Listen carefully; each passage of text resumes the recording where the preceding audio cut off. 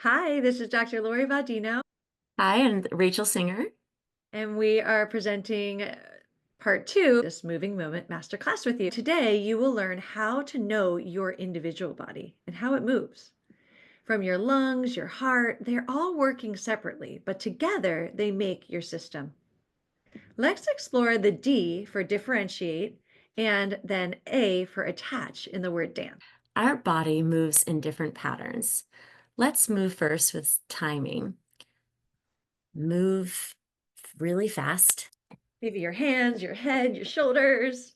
And then we're going to just slow that down and see what it's like to move slowly. And now using weight, we're going to use strength to push or pull or press your hands, using that strength in your body, and then switching to lightness. Can you make your arm and your hands and your legs and your head as light and airy as possible? And now we're going to explore space. So let's pick a point in the room and we're going to move direct to that point, wherever that might be.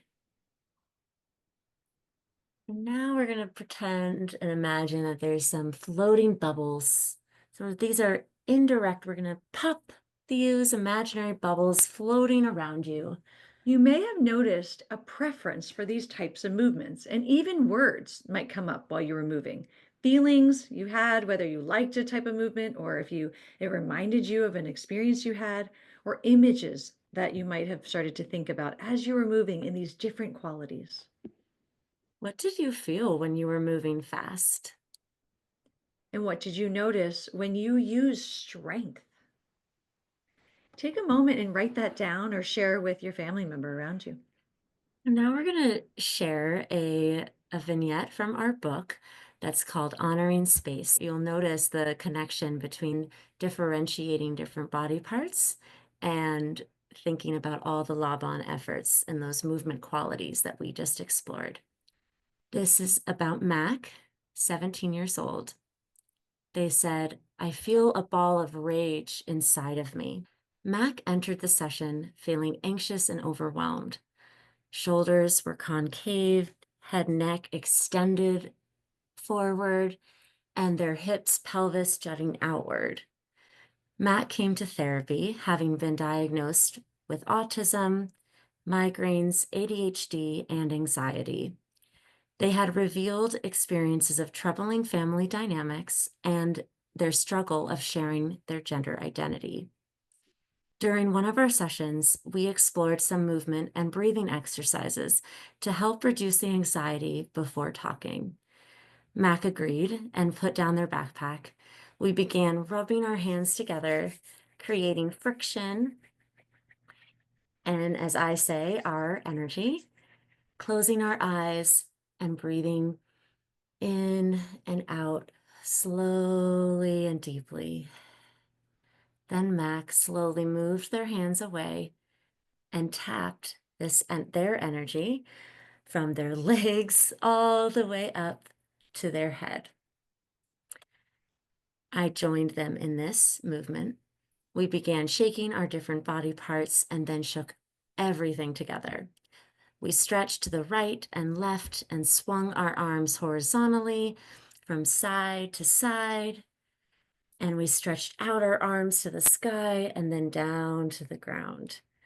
The movement differentiated our body parts and connected the whole body in alignment and full expansive release.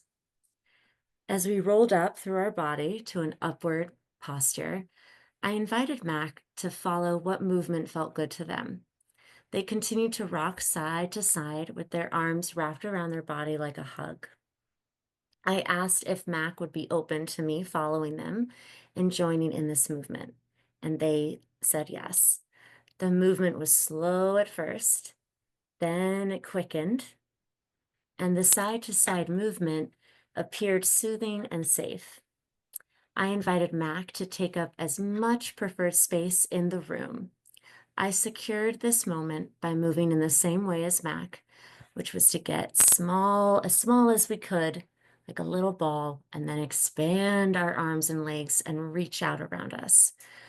We continue to move inward and outward for a few minutes, and I could see Mac's body finding alignment and connection through their initial body stance from the start of our session. The movement became a complete expression, moving around the room, increasing space, and utilizing the whole body in relation to themselves and me. Ultimately, we slowed down to stillness, and Mac placed their hands on their heart and their stomach and closed their eyes. The movement experience concluded with Mac giving their body a self hug and sitting down comfortably to talk. Mac reflected on how their anxious feelings had dissipated as we moved and then were released with their final hug and breath. We connected to the movement experience to the parallel process experienced in Mac's life. Mac recognized how they could incorporate and embody a more present, aligned, and open stance in relational interactions. Mac continued to process the essential work ahead and the patience required to support their family to receive their truth about who Mac is. Now, hearing about Mac, take time now and over the coming weeks to explore your own space. Explore moving around the room, exploring things moving in different directions, exploring your body opening and closing, stretching and reaching, and folding and opening again. See how you can take up space for yourself. Find your ending pose that defines you today. See you next time. See you next time.